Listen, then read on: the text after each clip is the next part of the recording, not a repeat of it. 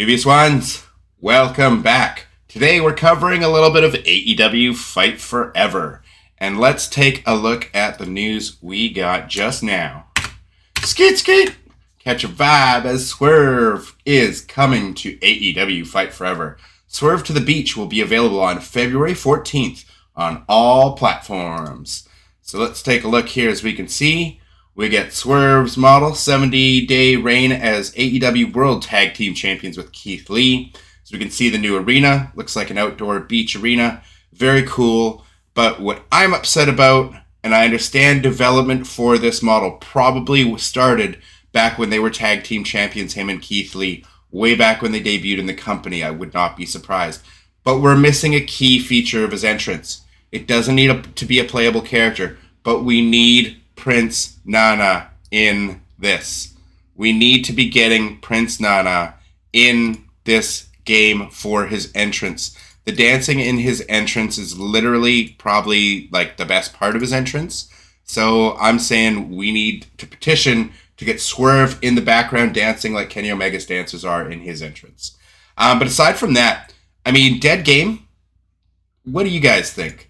This game has been on life support for a long time. As you can see here, I was upset that there's no Prince Nana in his entrance. But really, this game, I don't think we should be charging for match types and assets that could be upcoming in DLCs here. I think characters are fine. You have to pay the wrestlers. That makes sense. But one thing that a community I've come from, being in the Destiny game, is that what they do is they have their season passes, which I think we need to kind of get rid of in AEW Fight Forever going forward. But every year they would also have a big annual expansion. And Destiny 1 was written off in the first year as a dead game, had no story, was terrible, very much written off. And then they had their big comeback moment with their big first annual expansion in The Taken King. And what does a big annual expansion entail? Well, for me, for a game like Fight Forever, it would mean we were getting not only just new match types, but we'd be getting an expansive career mode, we would be getting quality of life updates, and we would have a completely revamped and redone creation suite to us to make it feel like a Fight Forever 2, akin to how 2K23, 2K24, every year it's an annual expansion. They just work on what they have. I think if Fight Forever did the same thing with a big annual expansion every year, and we were to put out not just new wrestlers, like the wrestlers, the DLC side, not so concerned about. You can charge for those, put them in a season pass, or just charge for them a la carte as you release them. But you charge, say, $40 for an annual expansion, $30 or $40. And then for players who don't already have the game, you include the game with the DLC up to that point for an extra $20. So you're charging the same $60 as you would for a new game, but you're getting everything up to that point, including the big annual expansion. And for those who've already had the game since launch, $40 gets you in there, and you're getting, say, 3-4 new arenas. You're getting all in. You've got to get the Collision and new Rampage, Collision and new Dynamite arenas included. I know the Dynamite arena was part of the DLC, but you get that stuff included. You get whatever extras, what the most recent pay-per-view looks like on the pay-per-views, updated arenas. You're getting, expanded career, maybe not Road to Elite. Maybe we get a new career mode or a universe type mode. Something to give single players outside of online something to do and play in the game. As well as I think they could make a huge part of that update, that big DLC, is that now a free quality of life update we're getting is you have access to the backstage areas. The backstage in this game could be the best we've ever seen in a wrestling game, because if you take the assets right out of Stadium Stampede, all those little areas that you can go to, the bar, the area with the MMA cage, there's horses, you can ride the golf cart, all those assets and fun parts of Stadium Stampede should be included in the regular game. The reason people don't like Stadium Stampede is because it's not the wrestling game. It's got like those battle royale mechanics, so you're not actually grappling and using the engine the way it should. I would like to have those assets brought in as part of the backstage, that you can access all that from the ring in a no disqualification or a no count out match. You can get backstage, you can get to those areas, and if they added that in, that would be huge for this game. That I think would help bring a lot of players back, along with new match types, like a cage match, multi-man ladder matches, tornado tags, which I don't know why they're not in there.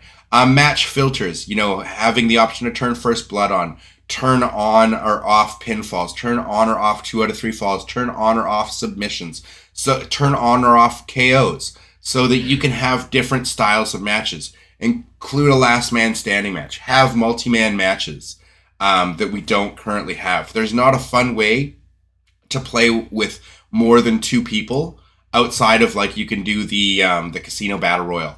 You need more 4-player match types. And I mean, the Stadium Stampede had 30 players. If that was just the regular in-game engine, I think players would have got behind that.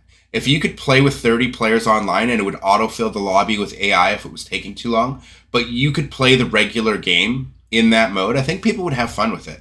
So definitely including that as backstage area would be fantastic.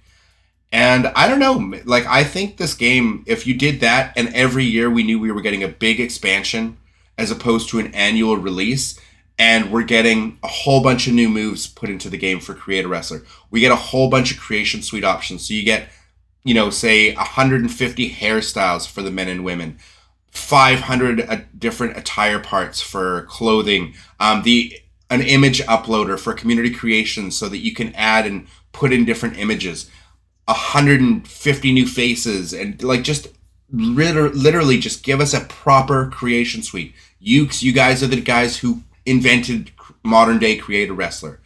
Give us all the assets that we've been used to for 20 years.